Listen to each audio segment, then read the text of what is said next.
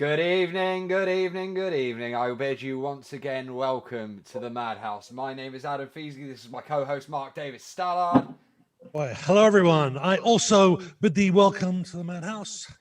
How you doing, Adam? Yeah, going good, man, going good. Excellent. So I made a recent little discovery of a new band from South Wales. Oh, look, they're here. Scarsun, how's it going? Where did they come from? All right. Brilliant. How's it going? Okay, just for the uninitiated, we're gonna go round. Let's go singer round to drummer, and Always the last. yeah, I know, right? I know it sucks, doesn't it? doesn't But go singer around to drummer and just introduce yourselves a moment, and then we'll get cracking. Hi, I'm Indy. I'm the singer of Scarsun. Hi, I'm Matt. I play guitar. Jim. Oh, hey, guys. I'm Jim. I play bass, man. For fuck's sake. I am Nathan. I play the drums. Our own drummist. According to my father, you are the drummist. I am the drummist of the band. So, you're based out of South Wales, if I'm correct. Correct. Yes. Nice, we are. nice. Obviously, it's a bit of a weird time to be a musician at the moment, really, isn't it? Just about. Little bit. Yeah. So, I've been having a listen. Obviously, I've put up links to your stuff. I really like what I've heard, but if someone could describe Scarsun's sound to the people watching who maybe don't know you, what would it be? I think it's kind of metal based, but swinging to more the rock side of metal. I would say we're into stuff like we're into loads of stuff, but we're a heavy band with cleaner vocals. Obviously, a lady vocalist as well. There's not the super heavy vocals in our band by design. We love that stuff, but we all come from that sort of background, so we wanted to do something a little different with this band. Still keep it high energy, but very melodic. And how long's the band been together now? I started the band in, I think, 2015, 2016. I think it was the end of 2015, actually. Nice. So, Matt, you say you started it. Did the other three all come along after? 4. We're missing Alan tonight, our other guitarist. So, no, actually, I started the band. Aaron was in the band with me at that point. He left for a period of time. Band went through various lineup changes. It's been through quite a lot. And Aaron returned. Actually, Jim joined the band about 2 or 3 years ago, and then shortly after Aaron returned, we found Nate, and then Jim found Indy online. So this lineup's been together just over a year now. Really solid. But yeah, the band was a bit tumultuous for a couple of years, all over the place, and then the 5 of us now got it together, and it's all happy days and plain sailing. Nice. Finally. So Jim, well, obviously, out of those that are here, it seems like you're the second longest standing member. How did you come to be with this rabble? Well, I traveled all the way from the States, man. I found guys playing some without a bassist. Yeah, they just needed a bassist, like so. Nice. He asked me if I like Twixes. Yeah. Oh, Yeah. dear. Actually, I could tell. Jim's first jam was in a bedroom in my parents' house because I was between homes at the time. I was kind of living a vagrant lifestyle, crashing on Mam's spare bed, and he found me online through an ad, and he had to come from Newport up to Evervale, and we had a jam in a little tiny bedroom in my parents' house, and that was the Long Island, man. And 2 months later, I made him play a gig. Sounds much like the start of my band's current lineup, I must admit. I'll tell you that one later. Muttley, he said a jam in his parents' bedroom, mate. A job in his parents' bedroom. What's going on? Like, I'm sorry to go around everyone with the same question, but like, I've only recently discovered you guys, so like, it is quite interesting for me. Nathan, what was your story coming into this? My story was our previous singer asked me to join the band because I was in the same college as her at the time, even though she was like a year above. But she asked me to join to do the audition, and I done the audition around, I think it was August 2018 or something like that, probably earlier. She asked, "Oh, the guys really liked you. Do you want to join?" I said, "Yeah." So I joined, and then that's how I joined the band. So I became the drummer ever since. Nice. And last but not least, Indy. Hey, yeah. So like, I was on a thing called Bandmix, which is like Tinder for band people. And I was there. I was lingering for like 2 years on there, and then all of a sudden I had a message. I forgot I even had it, which was bad. And then all of a sudden I was like, "Hey, came an audition." Got the text saying, "Would you like to be a rock star?" And I said, "Yes, I would." And then we jammed for like 6 months. I did like probably like 6 or 7 gigs. Started to love it. Just got past the point of being like shitting myself. And then as soon as I started to love it, lockdown happened, and here we are. Yeah. I think there's a lot of bands feeling that one right now, to be honest. Absolutely. It's so you say you've done some gigs with them thus far, Indy? Like yeah. And are you on the recordings that are on Spotify, or is that the previous singer? Yes, that is me. We have like done a fresh start, and we've just sort of put our stuff out there now. So yeah. Nice.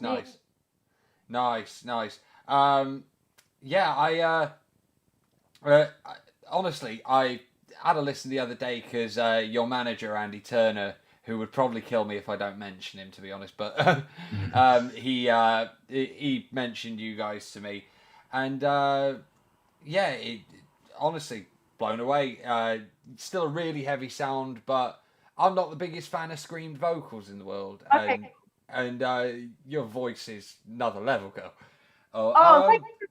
Aha! Here we go. Audience questions have begun. I told you I'm not in charge. I told you it's them. Yes. Shaleem Hussain asks, "How did you come up with the name?" Very easy. Basically, every name I was thinking of was taken. I thought of 2 words, made them 1 word. It wasn't taken, so I copyrighted it, and that's why we got our name. And it's simple. Nice. There's So, no yeah, it's kind of. It's interesting because when I saw the name, I originally thought, "Oh, you're a ska band," and I see the comments actually in the comments. It's the same thing. That thought in my head way too late in the game. At that point, I'd already paid to have a logo made and stuff, so it was too late at that point. But yeah, it's 2 words stuck together to make one that I thought sounded cool at the time, and nobody else had had it. One American guy did try to buy the website name off me for something, but I said no because I know what a nightmare name in a band is. Yeah. So yeah, it's that simple. It's that simple. I thought it sounded cool and it wasn't taken. Straight. Shani McDonald. Hello, Shani. I think this is your first time in the Madhouse. Welcome. Shani McDonald asks, "What is the main gig venue you're looking forward to playing once we're out of all this lockdown shenanigans?" And this is for all 4. I want to hear all of your answers here. Oh, I don't know. It's a hard one. I'm just looking forward to do any at this point because it's been too long. Yeah. Well, we've been touting for the headline slot at Donington, haven't we? But all back. Well, there's awesome venues here in Wales. We got the Doll's House, we got Phil, we got McCann's, Dragonfly. But we want to get into England as well as much as possible and beyond. So we're happy to play anywhere. There's great venues all over this country. So we've been lucky to play some cool places. But if you're talking about Wales, we got Phil, McCann's, Doll's House, loads of places. Places in land in the USA too. Yeah. That's the dream. Also, Muttley is here with his usual question, and it wouldn't be the same show without it. Sausage sarnie or bacon butty? Oh, Bacon, well, obviously. Sausage bap Oh, with onions and Okay, relish. nice, yeah. can I have both? Because I like both sausage and bacon. Yeah, we know you do. fair enough. I'll give you that one. Shaleem Hussain again. I should warn you, Shaleem is bloody prolific at these questions. He's firing them out every week. He will give you no rest tonight. Bring it on. I'm assuming this question's probably to go to Indy, but what informs your lyrics? Interesting. Oh God, I feel like, especially if it's like angry or sad, I feel like they are the stronger emotions. I don't tend to write a happy song. I feel happy most of the time, but when I'm not, that is when the lyrics come flowing. So I would say basically just something that's annoyed me or something that could have annoyed me that I've created a story from, and then it just kind of expands that way, I guess. Yeah. So how do you guys write? So do you guys all take part in the writing process? And if so, how? Yes. How do you do that? Yeah, a lot of videos sent back and forth over Facebook and showing each other riffs, and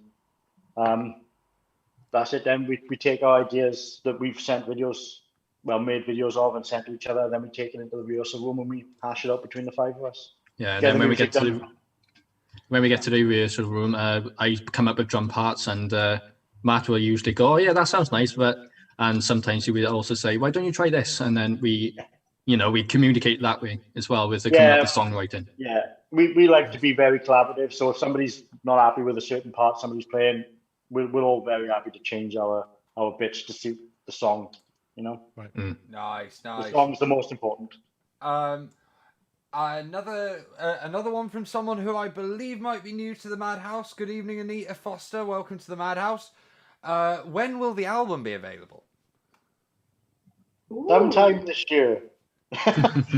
when we can gig, because it's nearly finished now. There's only vocals and mix and things like that left to do. When we can gig, then we'll put the album out. There's just otherwise, we can't promote it properly. So We're just kind of holding back on it a little bit. Just we've got extra time to perfect it, make it absolutely beautiful before we release it, and then tour it, gig it.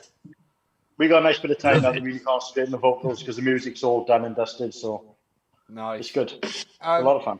Is there any backing vocalists going on at all? We have to drag Jim in whenever Jim do it. Yeah, if I can't fit the rest of the sentence in and I'm running out of air or I'm crossing over into the next line, we're like, Jim, and then he's like, no, and then he says, yeah. Yeah. Jim's reluctant, but we're forcing him because he's the only other one who can sing. Yes. Yeah. Being there, trust me.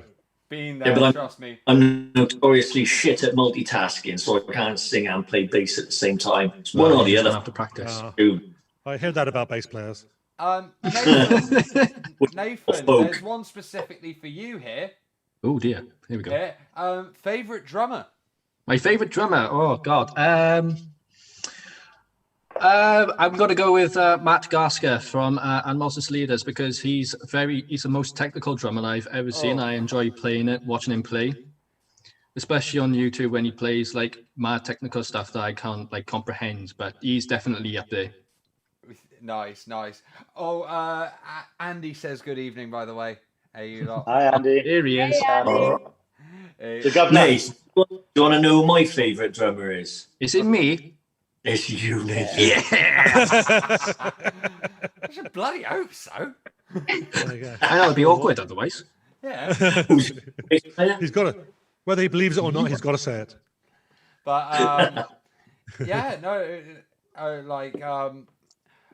obviously you want to break into England, but is there any particular reason you haven't played in England much yet, or? Oh, we've played a few places over. We've been quite lucky. We've played the Firebug up in Leicester. That's a great place. We did the Amplified Festival a couple of years ago. We played Bristol, London. Reading. A lot of the gigs in the early few years of the band before this lineup got solid. Played quite a few gigs. You know, we've done Birmingham. I can't think of Scruffy Murphy's in Birmingham. Great place. So you know, we what was that place we played, Jim? Was it Colchester? The place I thought was a little town and turned out to be a city. Cheltenham. I thought it was a little village for some reason. I'd never been there. That was really cool. So we played quite a few places in England. We played Chepstow. That's nearly England. Close enough. Yeah. Close enough. It's an English Welsh town. Yeah, totally. It is. In one way, yeah, I suppose. Gloucester. Played Gloucester a few times. Nice. We did Reading. Oh, cool. Izzy Foster asks, "Hey guys, who would you say your biggest influences are?" It depends on the person, I suppose. For me, it would have to be in Periphery for me. They're one of the bands I get like their drumming like type of style from, as well as other like bands like Tesseract as well. But I tell you a funny one there, mate. I saw Tesseract play at Moles in Weston-super-Mare before they got big. hell. That was mad. My mate's band was supporting them. It was absolutely mad. Matt, what about you, mate? Maiden was my introduction into the metal world from a musical family. Then discovered, you know, Guns N' Roses, but Metallica really changed my life from a young, you know, when they were getting ready to do Injustice on the Black Album. So I'd say Metallica probably historically, and guitar-wise, Dimebag Darrell is God. Simple as that. Dimebag is God. Dimebag is God. Rest in peace, that man. Jim, what was your biggest influences? Do you know what? I brought up on a healthy staple of Black Sabbath and Iron Maiden.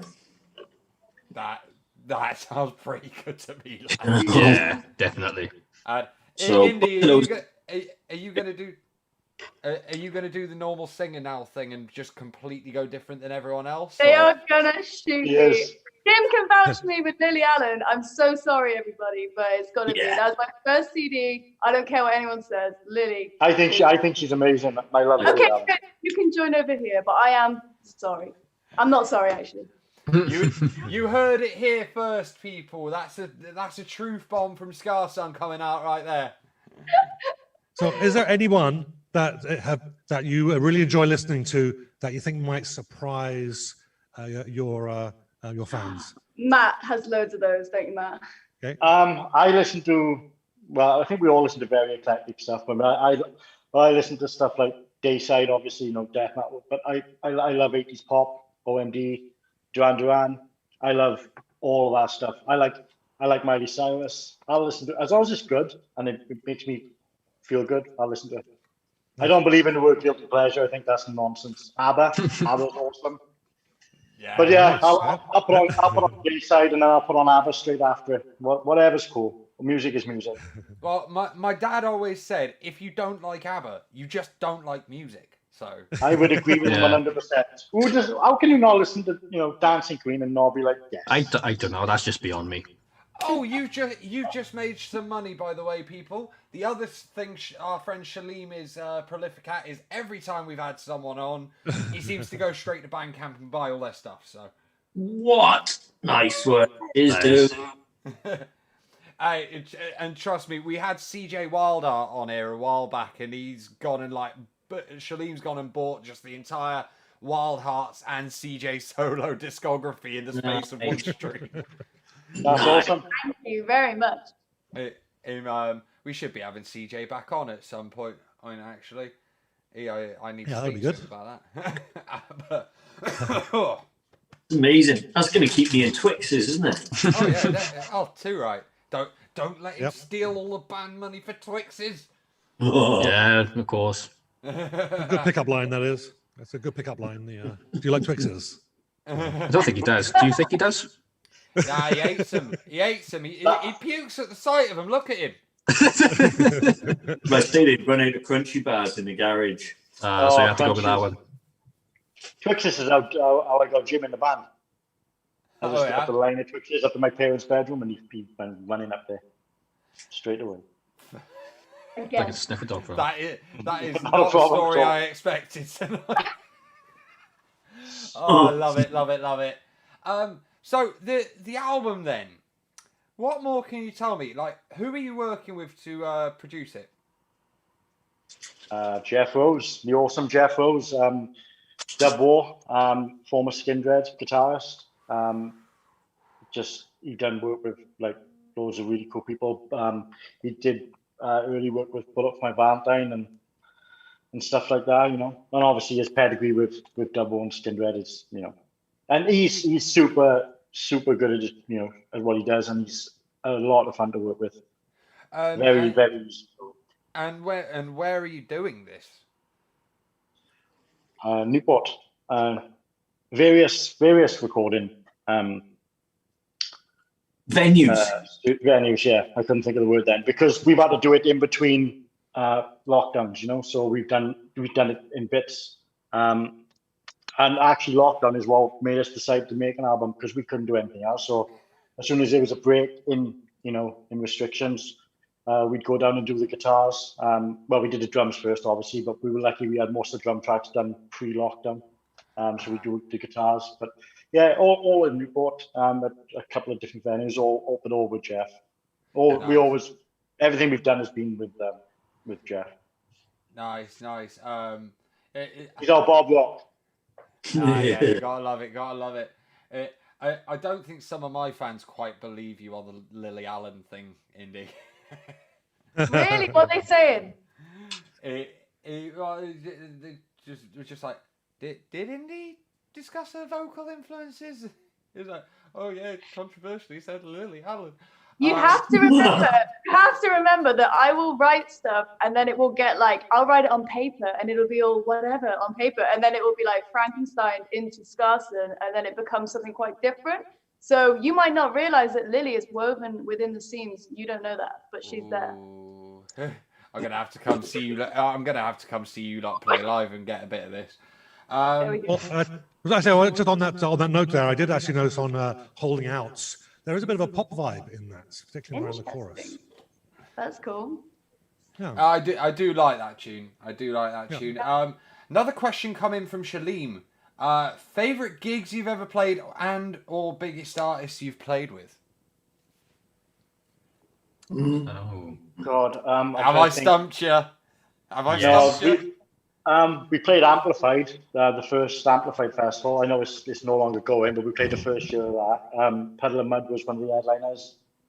Phil Campbell and the Bastard Sons were on that gig. But in Fuel with Idle War as well was pretty cool. Yeah, it was cool. Nice. It was my hometown of America. They were like a blues rock type band as well. Yeah, Benali.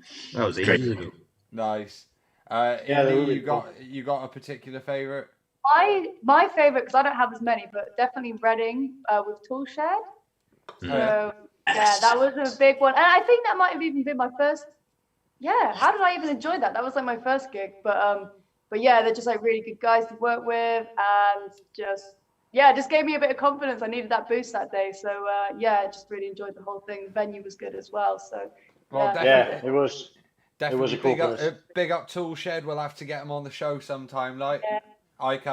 Maybe after the show, link me their Facebook page and I'll reach out to them. Yeah. They're awesome. Oh, sorry, Tool. No, Toolshed. Toolshed. They're like a Tool. They're a Tool cover band, but they're the best one that there is. So there's actually a Tool cover band. Does anyone? Yeah, does anyone have the time? Does anyone have the time to learn those tunes perfectly? Dude, they smashed it. It was great.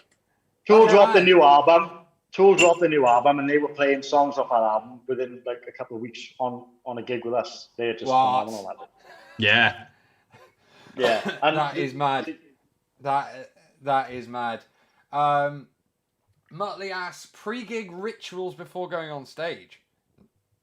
It's a secret. I usually have to go to the toilet. My stomach goes haywire, and I do some stretches and panic. That's about it. Muttley, it's basically if they told you, they'd have to kill you. So I roll around in Twixes.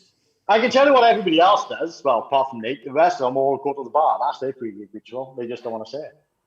That is the only way. And Manuka Hunt as well. Yeah. Fair. Me and Nate are just there panicking and stretching while they're all. Aye. Nice. Jim, I don't think your bass influences were ever brought up, and it's being asked about. So.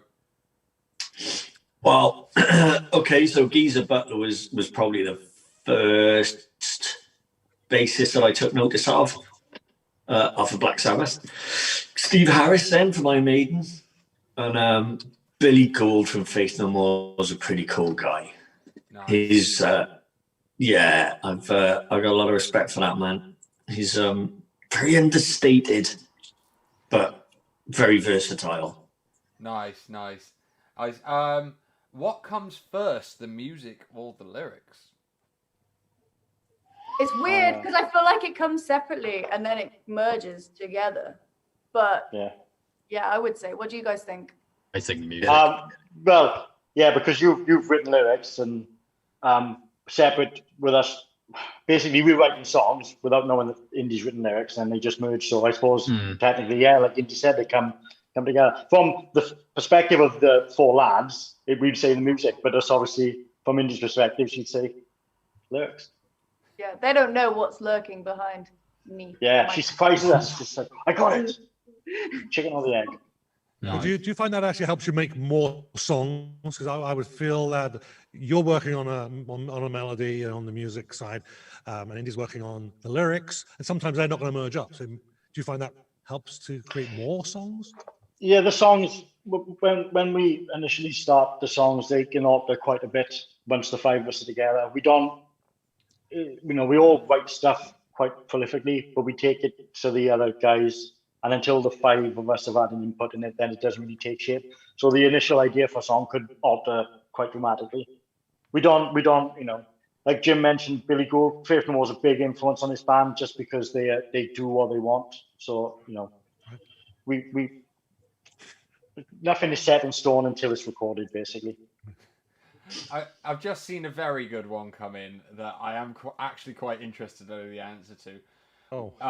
But you can tell that Shaleem's definitely from across the pond. Yes. Would you think of entering the Eurovision Song Contest? That's if they let us. I know I'd be devastated to lose. I like watching it. I don't think I'd want to be in it though. Oh, that's like different, isn't it? It's fun to have a party around watching it. It's a good laugh and but competition and I'll say really, no, definitely. And also from Shaleem, and this is a bit more of a kind of music business one, if you will. Should Spotify enable the tip jar function that they've been talking about? I haven't heard this. Well, so there's some sort of where you can tip the artist you're listening to. Yeah. Then the artist can get more money, then definitely. Yes. Well, Absolutely. The way that it works at the moment is Spotify pay percentage, don't they? So rather than based on your actual streams. Yeah, it's not. So like the biggest 10% artists get the biggest share of Spotify. So so they need to sort that out. All the streaming services at the moment are dealing an unfair card to musicians. Yeah. It's like they say that, we spend a lot of money on instruments, we spend money getting to gigs, we spend money practicing, paying for rehearsal rooms. It costs us a lot of money, but we do it for the love. Yes. But then when in 0.005 pence back for 1,000 streams or whatever it is, it's a bit of a kick in the nuts, really. Yeah, but, no. Totally understand. Anita Foster is back. What is your favourite track from the album, Amij? I think it's a new one that hasn't been released yet, or hasn't, in our first batch. For me, I've got my list here. I think it's probably. We have different names as well when we Frankenstein this, so I think they got working titles. Yeah. Yeah. I think it's. Oh, I can't choose. Someone else. It varies from day to day. I'm just going on the working titles at the moment. David Hasselhoff in Egypt or Dentist Boy. Nice. Or Very nice. yeah, one of them two maybe. I like Hasselhoff in Egypt. That's a cool one. Yeah. This. I can't wait to hear that one. You got to put these working titles on the insert of the album or something. It's all Matt's Some of fault. them- He's the one that come Yeah. up with it. Dentist Boy has got a longer title than mine. I don't know if it's just say the full title, but it won't be on the album as the full title. Nice. It was written because I had took it. Another. Yeah, actually, I think question- I think it was Billy Joel was constantly being asked throughout his career, "What's your favorite song?" And he'd always say, "The one I'm working on right now." I like that. That's probably pretty fair actually. Yeah. It changes day to day for us all, I think. Yeah. Nice. Nathan, another question has come in from you for you, and it's a very drummer to drummer question. This Right. actually comes from my father. Oh. What is your biggest drummer nightmare? Like, I'm assuming he means like something that could go really wrong at a gig that you always fret about. Ooh, that's a tough one because like there's loads of things that could like go wrong, but I would think that when you break a drum skin, because like if you break a drum skin, it takes ages to to replace. But like if it's like a house kit, then you bug it then on you. Yeah. No, I've seen that happen a couple of times, and the poor drummer just sat there going, "Thwack." Huh? Oh, Luckily, no. luckily no. I haven't done that yet, but I dread that day.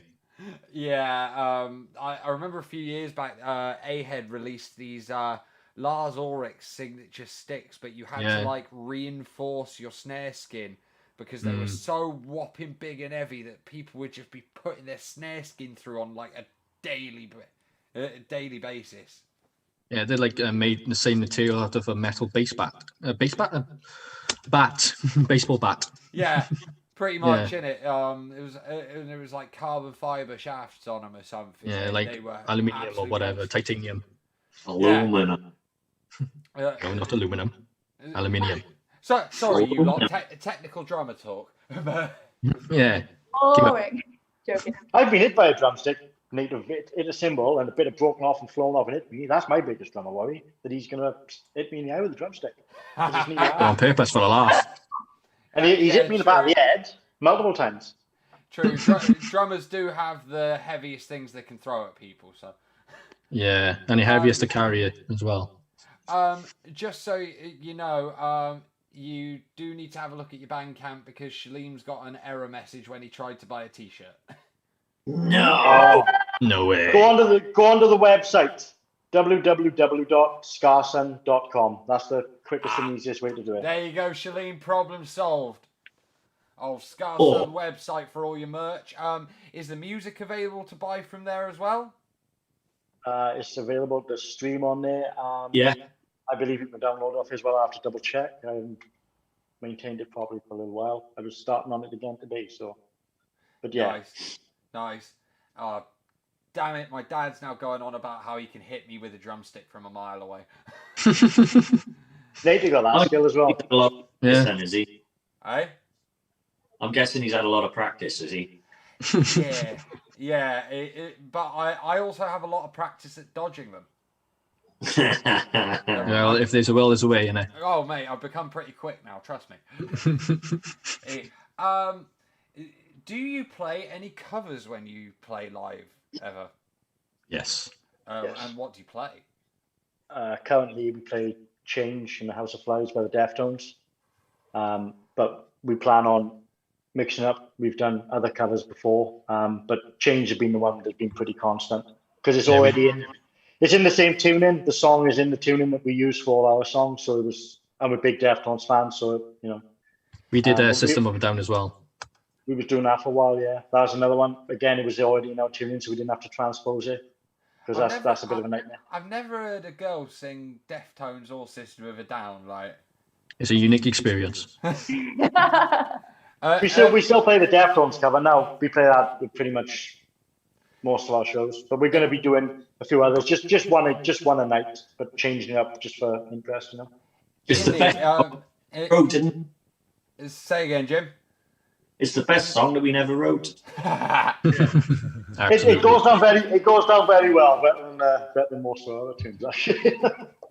Indy, is singing the Deftones cover "It's All Hard" for you? 'Cause obviously Chino's got a very distinctive, quite deep voice going on. Yeah, definitely. I think like it helps that I don't know the song really well, so I'm able to like have my own interpretation on it in a way. But yes, I think if you're doing a cover, for me, I like to not pick someone that's got a really similar voice to me anyway.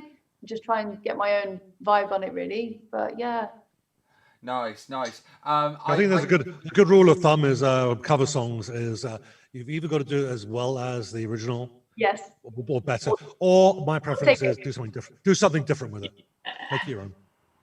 Yeah. I keep getting told in the comments that there needs to be a duet between Indy and my other singer Kywin. So Indy, I'll chat to you about that after the show. Duet of people. But just trust me. I think when you hear our new single, you'll see why that's being said. Interesting. Ed, but I'm really looking forward to this album, honestly, guys. Like everything I've heard, I like a lot. It's heavy as hell, and I feel like I can headbang to it. I mean, want to grow my hair a bit longer first to make it look better, but headbanging can definitely be arranged. Absolutely. But so, before we go, I mean, I think I know the answer to this already, but what is your main aim of 2021 once these restrictions finally bugger off? Play the shit out of this album everywhere. Absolutely. Breaking eardrums up and down the country. Love it. Yes. Love it. Love it. Mark, have you got any more for him, mate? No, I would, but I am kind of disappointed that much of what we were talking about before the show, we didn't capture that because we are having some laughs. Well, what I'll say, it's been great meeting you guys. I don't think I've laughed as much before a show as this one, I think. Nah, it's all good. Brilliant. It's all good. Because where's this funny boy back? Bye boyo. Oi boyo. But yeah, no. So Scarsun, thank you very much for coming on. There is already plans in the pipeline to bring you back on the show later this year after the album drops, all being well, and we're gonna bang on about the album all flipping night. Yes. I thank you to everyone in the comments for coming tonight. My name is Adam Feasy. This is Mark Davis Stallard. Big thank you to Scarsun, and I now release you from the Madhouse. Thank you so much.